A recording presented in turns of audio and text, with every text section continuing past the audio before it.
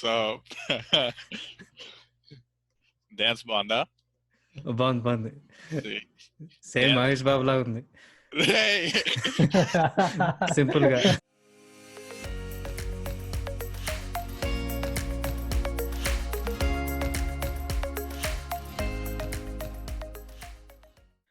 విశాల్ మామ कैसे हो?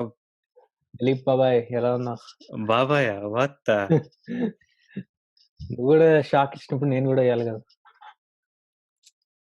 Correct point noted. ఏం సంగతి సండే? అంటే ఏం లేదు బ్రో, మ్యాప్స్ తీసుకోవడం, రిలాక్స్ గా ఉండడానికి ట్రై చేస్తున్నా అంతే. రిలాక్స్ ఉండడానికి.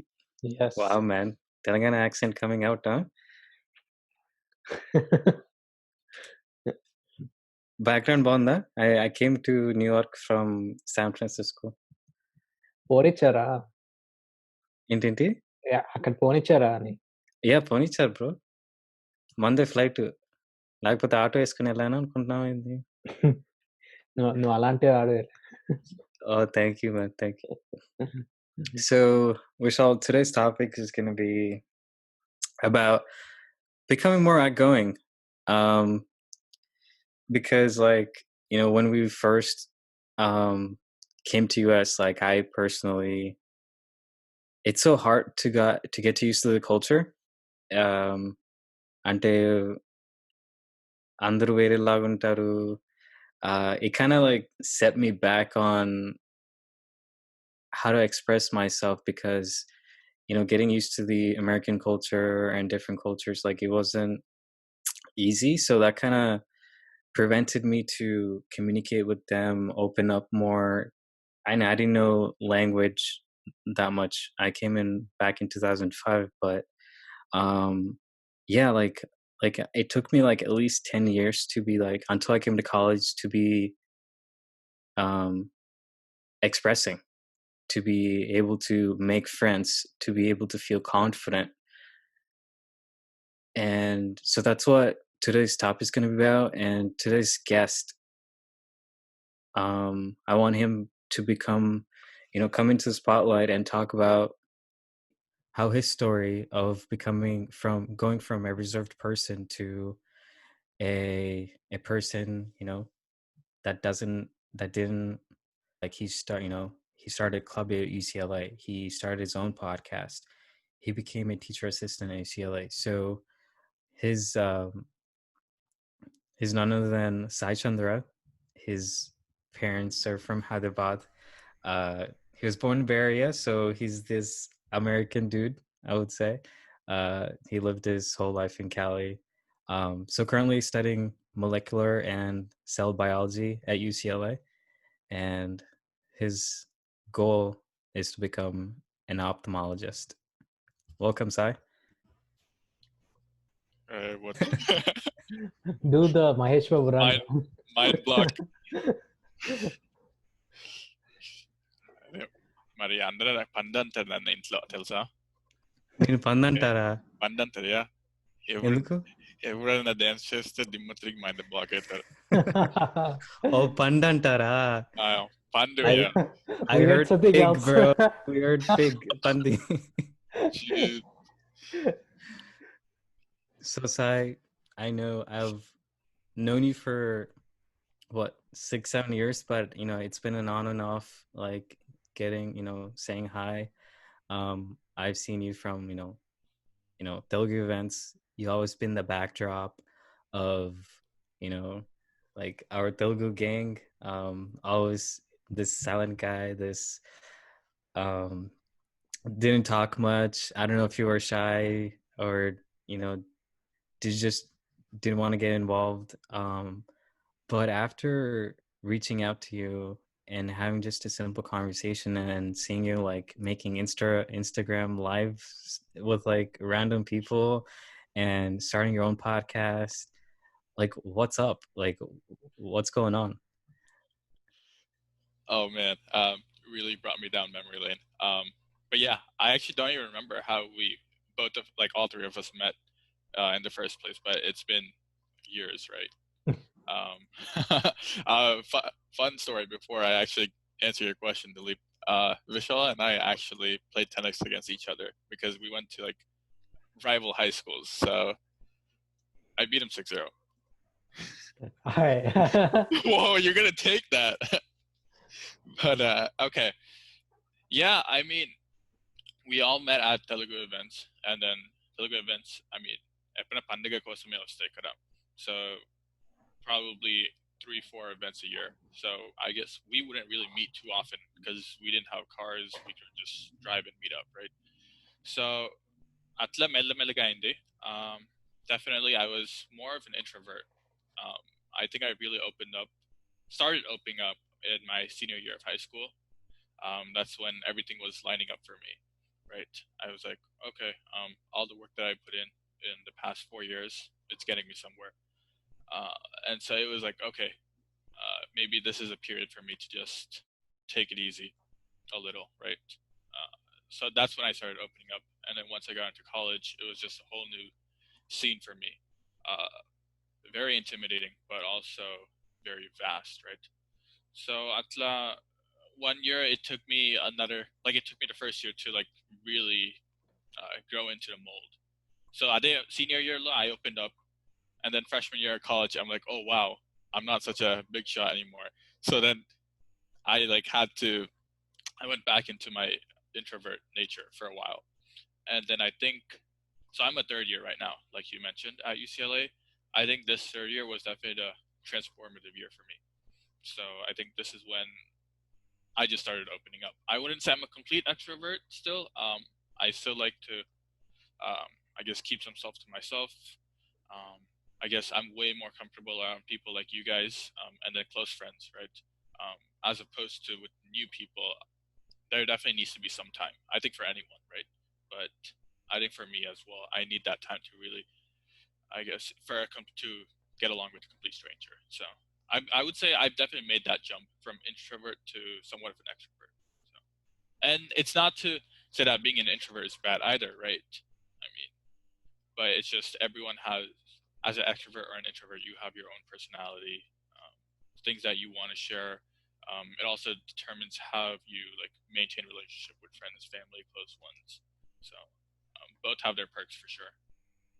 So, Saichandra, so like I'll give you a question, and then I'll give you my own example to help you out.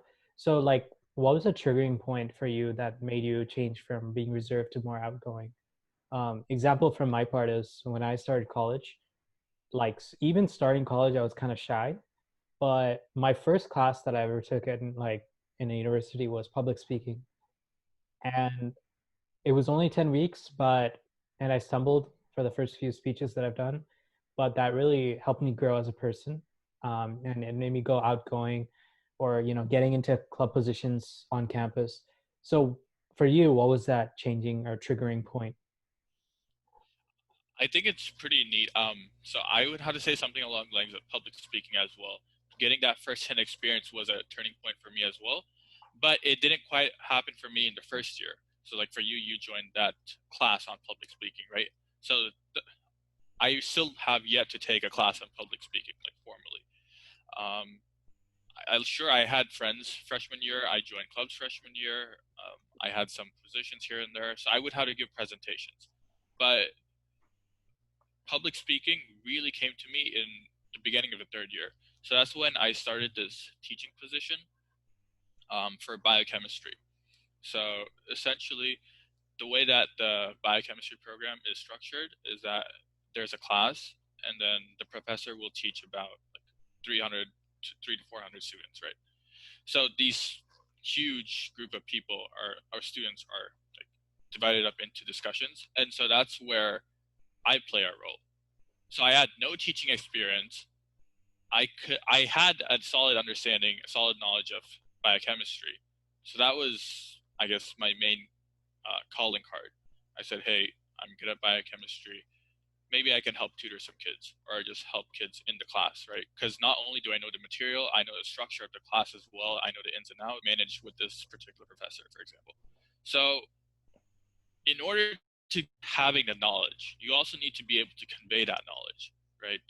You can be like a Nobel winning faculty member, but you won't be a good teacher unless you have effective communication, right?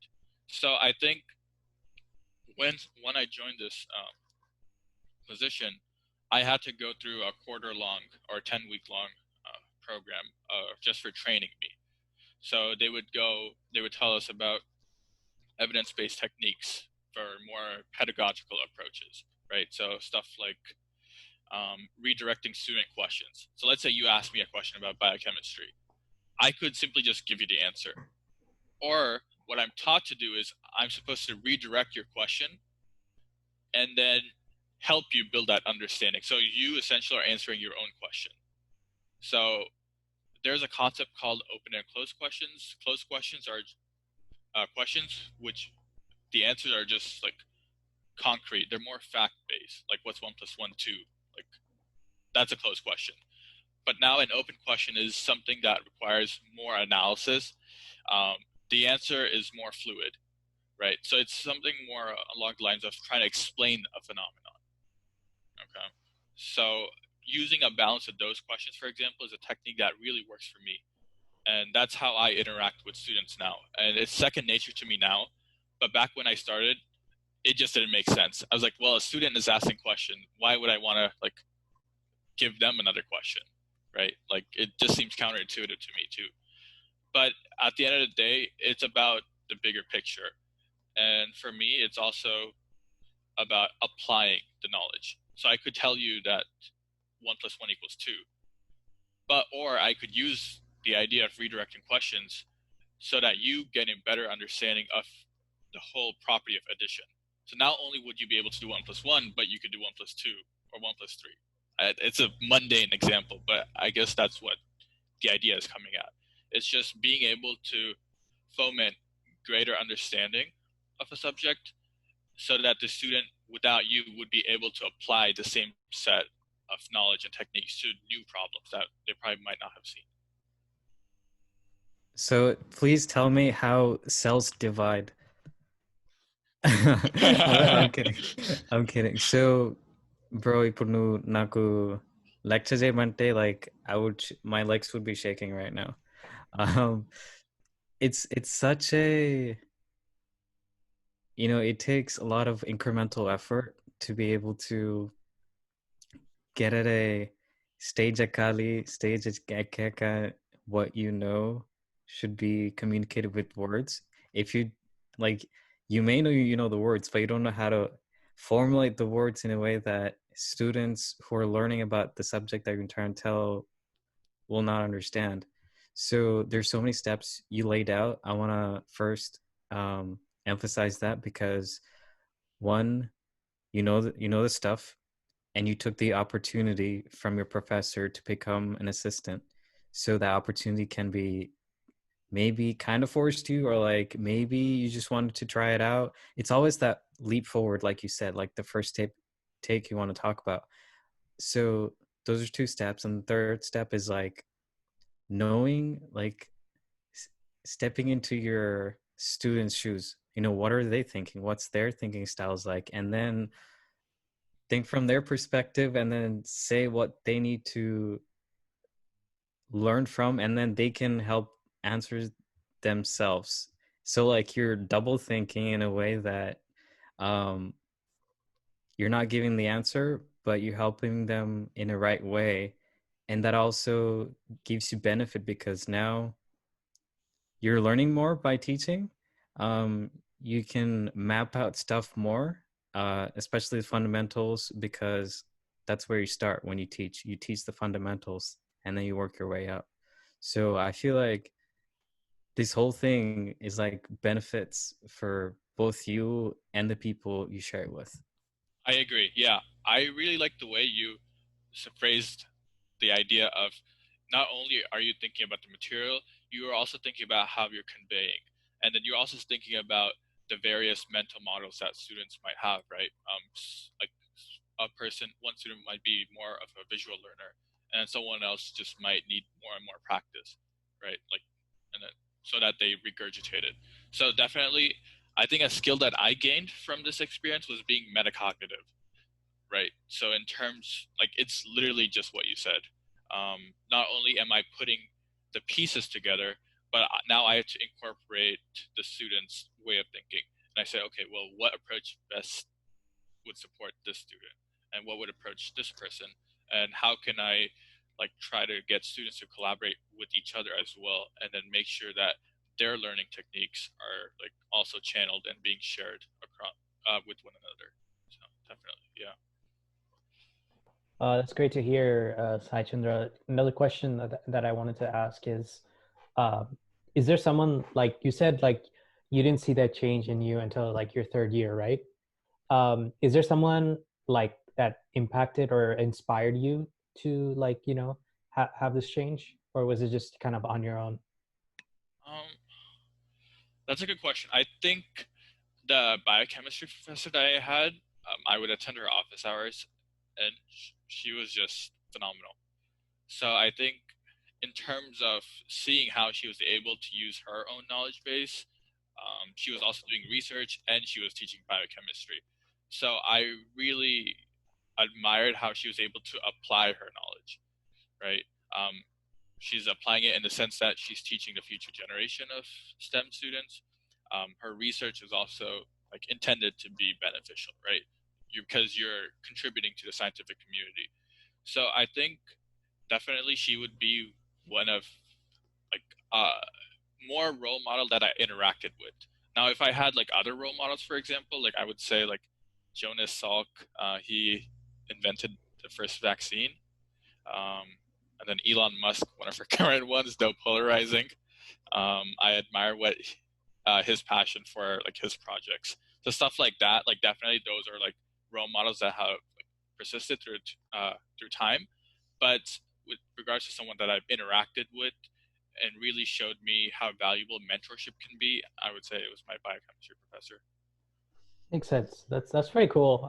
I mean, I'm guessing you had like a kind of a big journey, you know.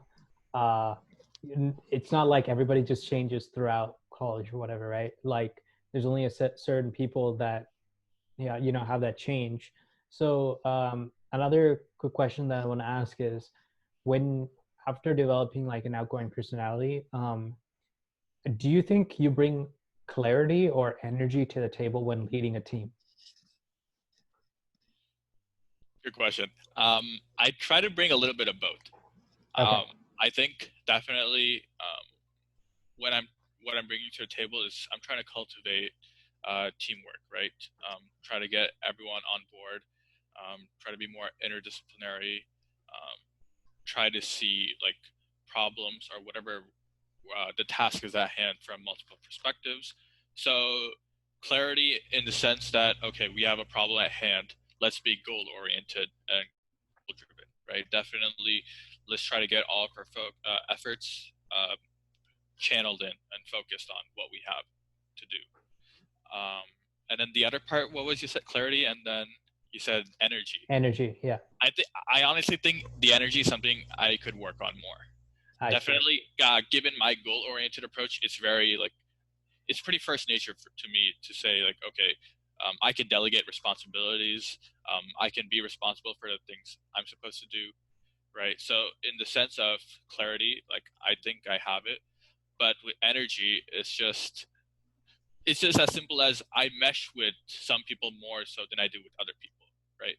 I mean, that's Right. just human nature. So sometimes what I do might not appeal to everyone. And then with close people, like I know where they stand. So I know like, okay, like maybe this will get them to laugh or this joke they might like, for example. So I think that energy, um, I don't think is, I don't think is as contagious yet. Um, so if I really want to be more inclusive of new people, I think that's something I really need to work on. Oh, for sure. Dance bro, నీ dance చేస్తే energy బయటకు వస్తుంది. Mali pancha. Bro, you have to do the Mahesh Babu run, man. Just I'm glad Vishal brought up clarity and energy because whatever stage you're at when you're trying to talk to people, in order for the other person to understand you, is I can be so I can talk to you for like half hour, but it can be so many topics. Like if I don't have clarity to you, you won't understand anything. And if energy isn't there, you would sleep right now. So communication, like I think this is all about an umbrella of communication where you're trying to talk to people and they need to be interested in you. So it's like a two-way communication. And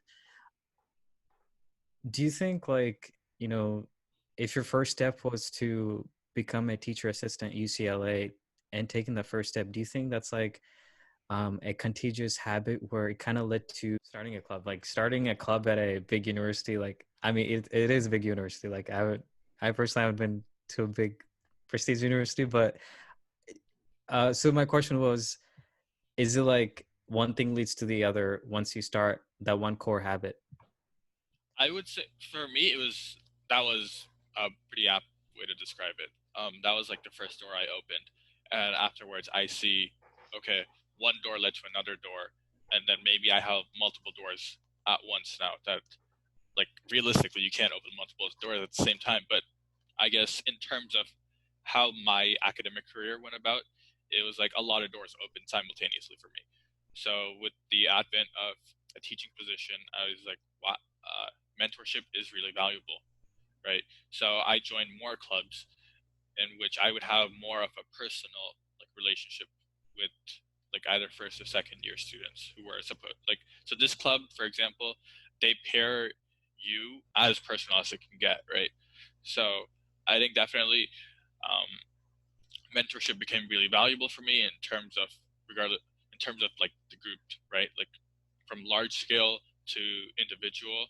I mean, mentorship is still beneficial to anyone, right? And so as the mentor, I feel like I want to be proactive. I want to be proactive about being the mentor for people. So that's something that I really appreciate now.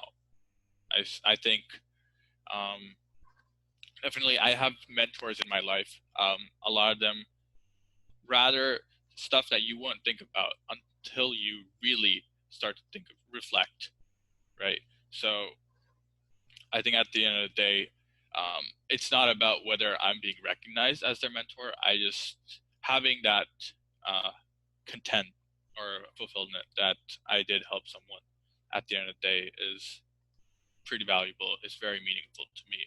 So I joined that club, for example, after the teaching position. You guys also mentioned starting a club. So just a little bit detail about that. My friends and I, we like became founding members for this club. It's just a chapter of a nationwide organization. And we just felt like this college level platform is something that this organization didn't really tap into. And once they did, through us, get their feet wet into the college platform, I think it would just open a lot of doors for them as well. So it was beneficial for both parties. I think at the end of the day, um, this whole third year was just, if I had to sum it up, it would be like opening doors. I think that's a really, thank you, Dilip, for providing me that like umbrella term, but that's definitely how I would describe it. I want to get back to your mentorship. So if any introvert out there, like, and like I was an introvert, right? When I was an introvert, like what happens when you're an introvert? You're by yourself, you have your own space, you don't have a sense of responsibility. Hey, no one needs me, I don't need them, I'm by myself, I can do whatever I want. That type of mentality, right? With being in a role of mentorship, you have responsibility. You know that someone is out there is going to seek for your help. That puts you in a situation where it gives you a sense of need, a sense of, hey, I'm actually like needed. I can help these people. And I feel like that's such a good thing, such a good feeling that probably helped you so much, because now you have what, relationships, you got more friends that you never talked to, more strangers. What does that lead to in the future? More like when you approach a stranger, like you'd get to like make friends with them as fast. because it's not easy making friends. You know, there's this whole theory of making friends. Like, you want to see what's common. You want to, like, you know, match the vibes. There is so much. So I feel like this whole mentorship role is needed by everyone. Like, not that your students need you. You probably need a mentorship yourself, and they help you, and you just carry on the help. So I feel like mentorship is, I'm glad you got this role in college, man, because not many people do, because it takes a while to be in that role. Yeah, I agree. I think part of what I try to strive for when I'm a mentor is just to be proactive. You mentioned how when you're trying to make friends, you like there's this whole issue with like how approachable are you with new people, right? Because you're trying to scope, I guess, people out and be like, well, yeah, do we have similar interests, or do we have conflicting opinions, something like that. And so that can really hinder the timeline, the progress, I guess, your networking. So for me, it was just about trying to break that friction. So by being proactive, if I can come off as an approachable person within a few minutes of meeting someone, I think that's just gonna allow the other person to open up, and then you will realize stuff that you would not have known otherwise about any individual. So definitely, I think as a mentor, I try to be proactive, and especially so I would only interact with students for like an hour a week for 10 weeks, and then I would get like evaluations around the end of the quarter. And a lot of people, when they provide you positive feedback, like there's no other feeling that matches it, to be honest. Like, yeah, because it's just so positive and it's very encouraging. You really feel like you're doing something right. And then you also get constructive criticism, right? So it's also about reciprocating and responding to that in a positive manner. So, for example, like obviously, I would not have been the greatest mentor or the greatest teacher, like straight from the get go. So it really is something that you need to develop over time. So words of encouragement and constructive criticism are both needed to really fuel you. And I think at the end of the day, you also mentioned like introverts are like individualistic. I agree that I get you do need to be. Everyone needs to be individualistic to some extent, right? In terms of what you want to do, um, what passion you want to pursue. That's entirely up to you, right? So I think it's completely fine for you to be individualistic there. Individualistic. Jeez. Okay. But I think at the end of the day, life is about like interdependency. I think that's really what it comes down to. Um, some like your own craft, your own passions, your own opinions. That's entirely up to you, right? And whatever you deem fit, you should really believe in that. But then also recognizing that there are people that depend on you, someone that needs your help. I think that's where the mentorship comes into play. And then also there are people that you depend on, right, for emotional, like social, personal, financial, whatever support. Um, so definitely just keeping that in check, I think, is a really good like perspective to have. And then you're able to take that feedback or take whatever you see is right and try to integrate that into yourself. I think you're being very proactive. I think at the end of the day, we all want to be like, I think we all want to progress, right? I think we all want to be better. And so I think that only comes if you're willing to take risks, if you're willing to open up. And then recognizing that it's perfectly fine for you to take breaks and then really think to yourself. I think when I'm an introvert, when I get into that state, it really allows me to reflect like deeply. And that's very beneficial for me, right? Because I can't just go wandering off every day like with no aim. So I think in that introvert perspective of mind, it really allows you to think about yourself, reflect on what you're doing. Is there something I want to improve on? Is there something I'm doing well in? And then just stick to that. I can say personally that I try. I mean, I'm not perfect, right? I think we all recognize that. At the same time, it's just making small changes where you think not only you but other people can benefit from these changes as well. So I think that's how I view progress for me. It's just, am I able to touch even more people's lives? So I think hopefully this will be very reflective of like my personality when I come off as a person, regardless of if I'm engaging in lighthearted conversation or maybe something in my future career, hopefully. But I think at the end of the day, it's all about community for me. And I think the challenge I want to set for myself is, can I stand up for my community? Can I give back to my community? And can I be a beacon for these people? So can I represent them, but also come back to them and like really embrace them? Srimanth.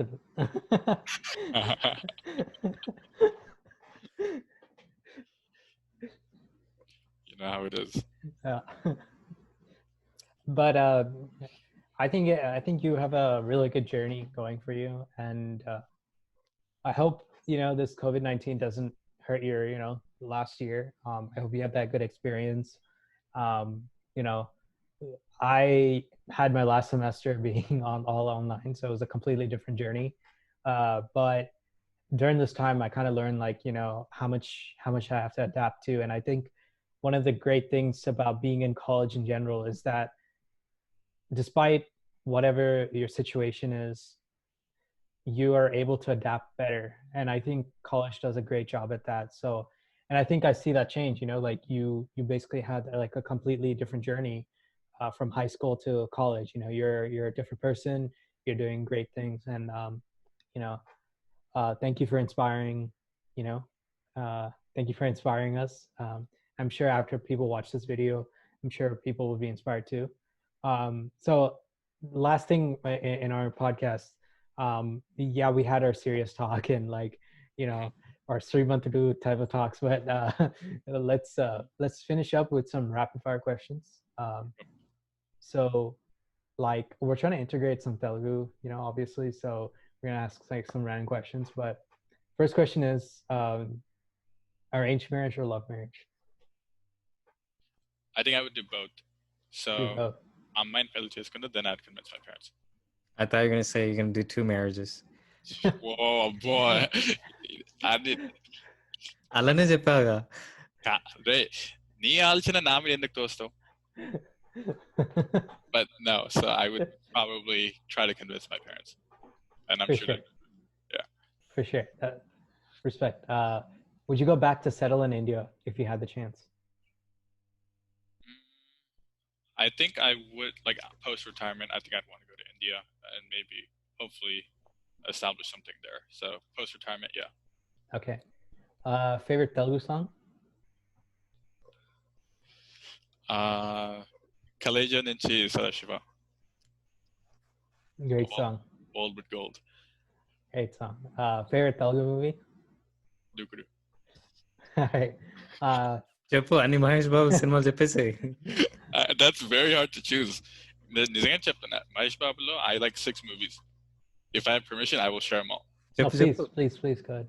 Okay, and it's in no particular order.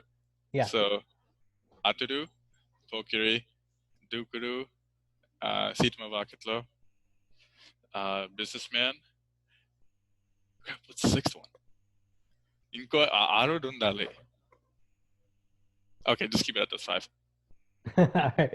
Oh, Kaleja is the 6th one. Kaleja, yeah, there you go. All right, I'm not gonna even ask the favorite Telugu actor thing. But do you have a favorite Telugu actress? Samantha. Samantha. And favorite Telugu snack or Indian snack? I like rasmalai a lot. That's Indian. Telugu. Do you guys know what bilokal are? They're like chakilal. Do you know what they are? No. I don't know how to. We probably eat it, but under a different name, because there could be like multiple names for it, right? Like probably. It's based like on the region.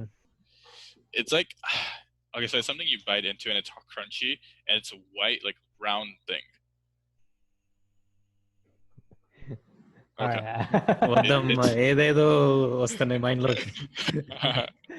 No, I probably ate it, but like I'm really bad with the names. So గొట్టాల చక్రాల, no, it's not white. చక్రాలు లాగానే ఉంటాయి. okay, I think I've ate it before. They're like a little thicker, right? Yeah. Yeah. I've ate them before. I know what you're talking about. After our quarantine come over, you guys will taste good food. All right, for Right. sure. ఇంకా విశాల్, నువ్వే చెప్పాలి. is that any more rapid fire questions, or should I turn the tables to you? So I think we're done with the podcast. But I hope someone will be inspired by your talk at least, right? That's the main goal. But thank you for sharing, and thank you for inspiring. And I think you should keep going. Do what you're doing right now. Yeah. Thank you, Dilip and Michelle, for having me. I've been listening to you guys' podcast. I think you guys have something really neat, something unique going on here. I think the intersection, right? So you guys are really bringing in a lot of elements, and so you guys are tackling it pretty well. So best of luck for you, both of you guys. I'm sure you guys will do big things. Thank you. నిజం Thank you, చెప్పమ్మా. Huh? Recording ఆపేసాక నిజం చెప్పు. sir. మరి recording ఆపేస్తే అన్ని బ్లీప్లే వస్తాయి. అర్జున్ రెడ్డి 2. అదే అసలైన character. All right. So thank you guys for listening. So Sai and I will come back next week with a new podcast. So I hope you guys have a good day.